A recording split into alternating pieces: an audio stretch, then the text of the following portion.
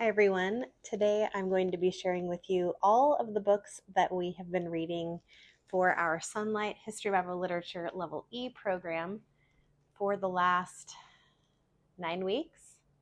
So if you are interested in hearing about our Sonlight program from weeks 7 through 15, then stick around.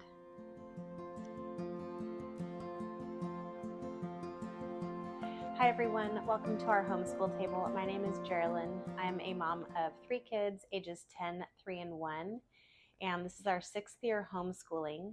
We have been using the Sonlight History Bible Literature program since level B when my daughter was in 1st grade, and we have done levels B, C, we did D, condensed, but in a slightly different program with Bookshark that a friend let me borrow, and then now we are back in Sonlight Level E. And we started this program back in August, and we are almost halfway through our program currently. We are in week 16 right now, but this video is going to be about weeks 7 through 15 because I've done a previous video on weeks 1 through 6, and I meant to do an update for weeks 7 through 12, but Christmas happened, and so anyway, here we are we're in the middle of week 16 right now, so I just thought I would share with you 7 through 15. So go ahead and hit that subscribe button down below. It's free, and hit the thumbs up button if you like this video. If you're not familiar with the Sonlight program, they have sweeps through history that you start with a cultural unit first, and then you go through world history and then American history. When we first started Sonlight a few years ago, we started with level B, which was the world history program, and we did that in 1st through 3rd grade, B and C. We kind of did it over 3 years.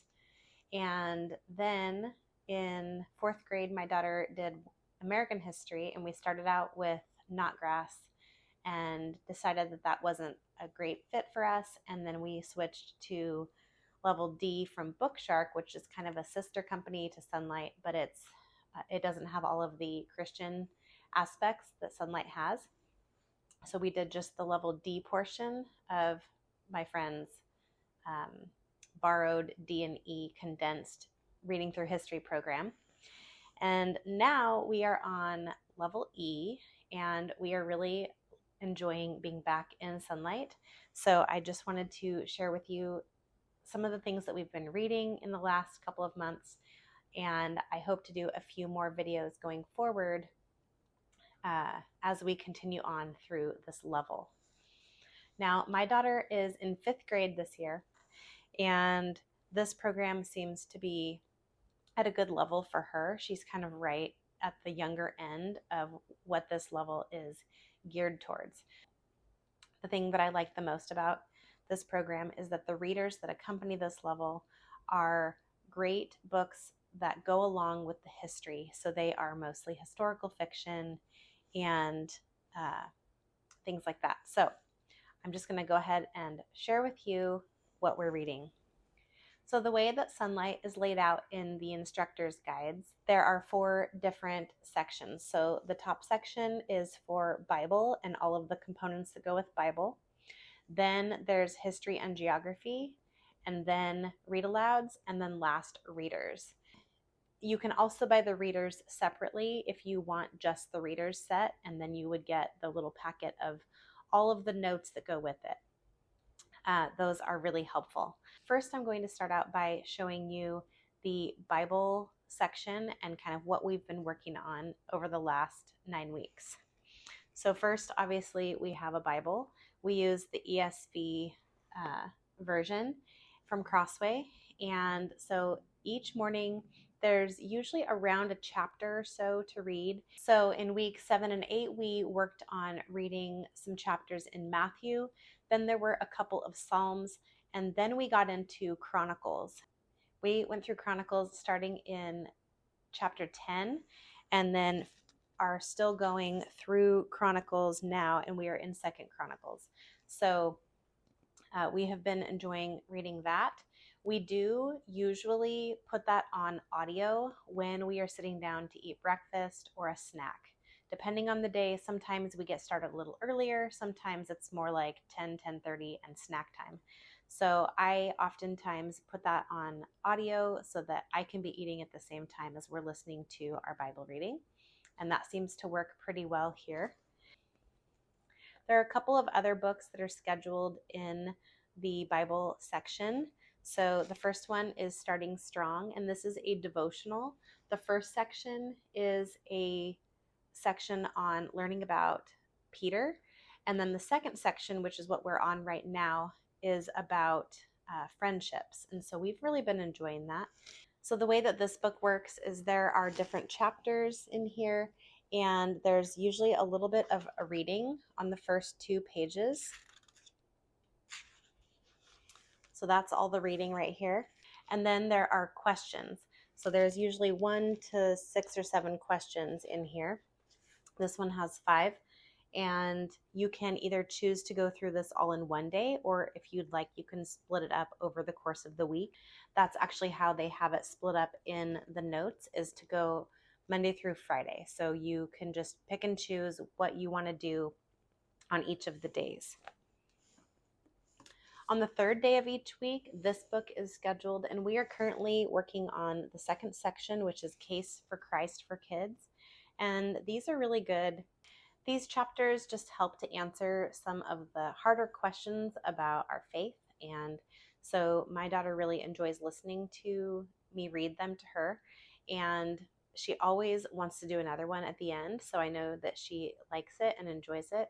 She says that sometimes it cliffhangs her, and that just always cracks me up. But she always wants to know what the next section is about. And so we are 3 chapters in so far to that second section called Case for Christ. So we really enjoy that book. The next thing that we work on is memorization, or what we do is just recitation. So my daughter is practicing some of these longer passages. Right now she's working on Psalm 19, and she is 10 verses into memorizing that. And I would say she has down probably the first 4 or 5 really solid, and then we just kind of keep adding on. And as much as I want to focus on verse memory, she also does Awana and has a lot of verses that she memorizes from that program as well. So I treat this a little bit more as just reciting the passage and practicing it to become familiar with it. And I think that is beneficial as well. Now, this booklet does not come with the Sonlight package. In fact, there are no printouts for the memorization. What I did was I went through my instructor's manual and copied from Bible Gateway, I think, copied and pasted into the verses that I needed for each week. And I made a page for each week of the program. The last part of Bible time is the Heavens Declare, which is a Sing the Word CD. And this has 12, sorry for the glare. This has 12 different songs that you listen to. And some of the verses that they're reading go over the course of 6 to 8 weeks. And so you're listening to the same one for all of those weeks. Now, I have to admit, we don't listen to this every single day. We listen to it probably once a week. And I actually have this in audio on my phone. It's a download that you can do from the Sonlight website once you have purchased that level. And so I just play these off of my phone onto our Bluetooth speaker, which works really well for us. So we don't actually get the CD out, but I am glad that I have it, because just in case the technology doesn't work, I know that we can still pop it into the CD player. We do still have 2 of those actually here at our house, and listen to it that way.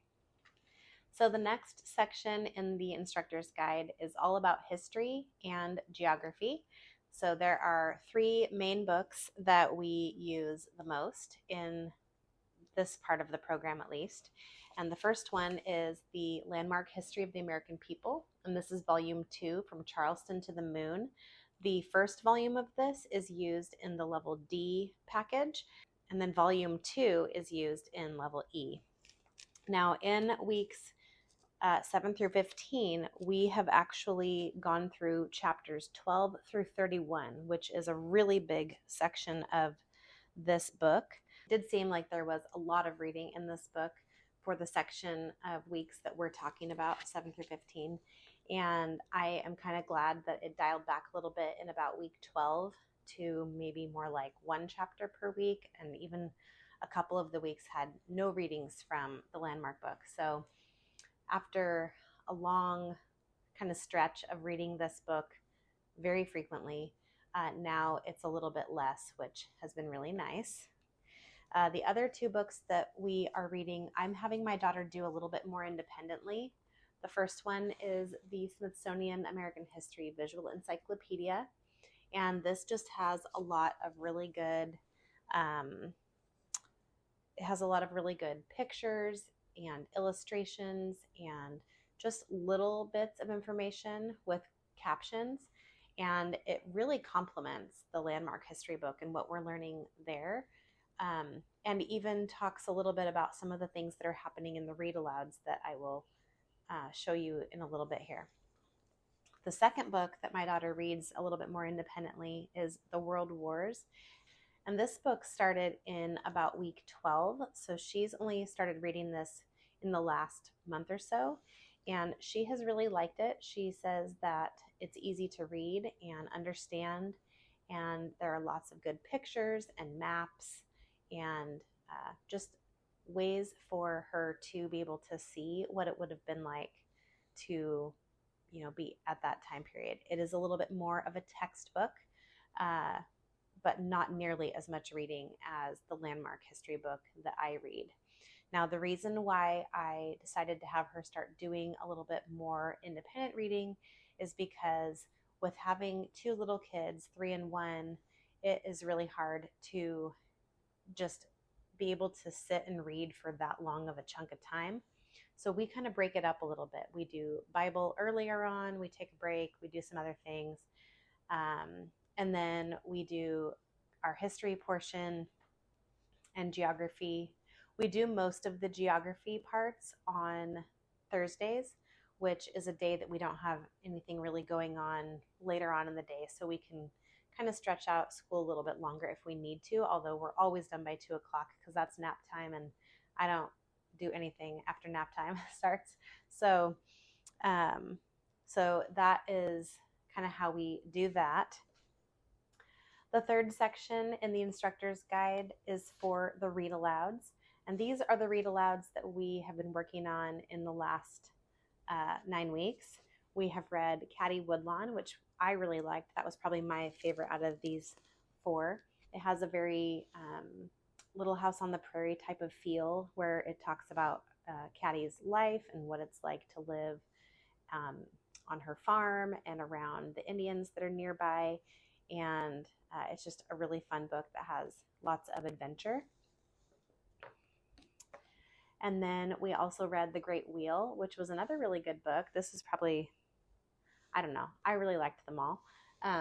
But The Great Wheel had a lot of historical information that I had never really heard about the Ferris wheel and where it came from and how it was built. And even though it's a fiction book, it still was really interesting to read about.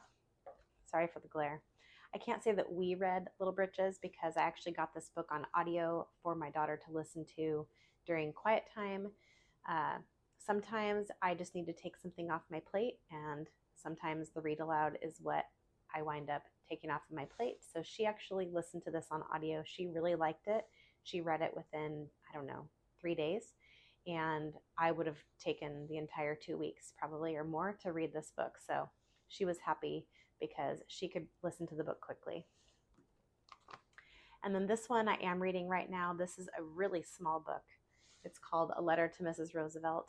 And we are about halfway through. I read the first half of the book in one day because we were so into it and wanted to know what was going to happen next in each chapter. They're short chapters, but this is a really good book so far. And we will be finishing this next week in week 16. So more to come on this in my next update video.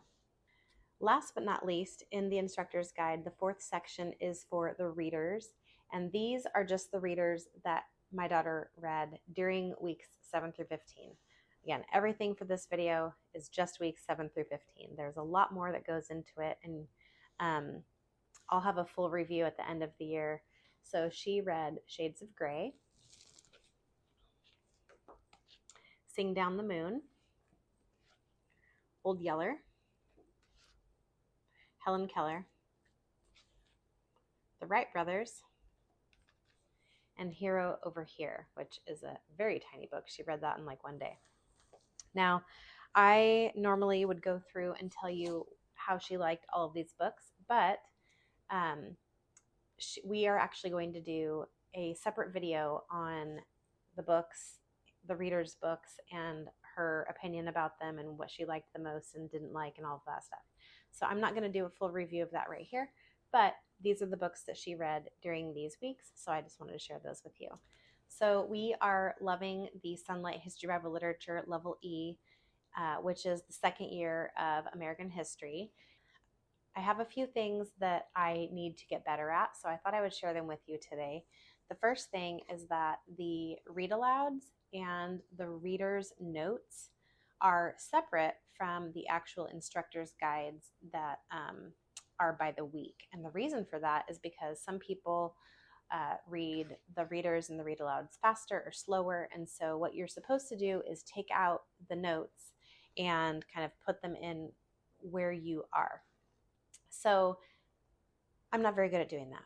So these are the notes, and this is 3 pages for just the next book that we're going to be reading, which is Roll of Thunder, Hear My Cry. And my daughter's actually doing this one on audio, and she's almost done, but it goes for the next section of weeks, so I'm not going to talk about that. But what I'm trying to do is take out the reader's notes section for the book that she's reading or that I'm reading to her for read alouds, and actually putting these in my Sonlight section in my working binder. I have 2 different binders for my Sonlight instructor's guide. I have the full binder that has every single week 1 through 36, plus section 3 and 4, which have the reader's notes and the timeline, figures, schedule, and all of those extra things.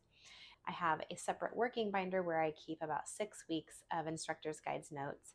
So what I'm trying to do is just put my reader's notes or read aloud notes in the front where I can easily get to it and hopefully remember to actually do the discussion questions and talk about the vocabulary and the people and places that are involved. And so I'm hoping that that will help me. I have been a little bit lazy in that area, I guess you might say, this year, and I'm not going to blame it on the fact that I have a toddler and a 1-year-old, but I have a toddler and a 1-year-old, so we just don't necessarily have as much time to sit around and chat, which I, would love to do, but we have lots of things going on at the same time. So all in all, things are going really well, and I'm really excited to keep going through this program. Like I said earlier, we are almost halfway through the program. It is 36 weeks, and we are in the middle of week 16 currently. So week 16 to 24 or so will probably be my next video. And then after that, I will do just our end of the year review of this program. If you have any questions or you're wondering about this program, please let me know down below in the comments. I'd be happy to answer your questions or make other videos based on what you would like to see. I did have a viewer reach out and ask about how long a day takes us to read, and honestly, each day is different. So what I thought about doing was filming kind of a week's worth of each section so that you can kind of see what we're reading over the course of the week from those books. And then also the parts that my daughter does on her own. And then kind of documenting in the video how long it's taking us to do each section for those days. So if that's something that you're interested in seeing, definitely let me know down below. And I hope to have a video out like that in the next couple of weeks. It won't be a full day in the life video. I don't actually put my kids on camera or in my videos. So it's kind of hard to film a day in the life when the people that are in your life aren't in the video too. So I find that a little bit tricky. I'm trying to kind of figure that out a little bit. And I did one day in the life so far. But if you're interested, just let me know. And even if the kids aren't in the video, hopefully you can still get a good idea of what our day is like and the order that we do things and all of that. So if that sounds interesting to you, let me know. Don't forget to hit that subscribe button down below and give this video a thumbs up if you enjoyed it. Thank you so much for hanging out with me today at our homeschool table, and we'll see you next time.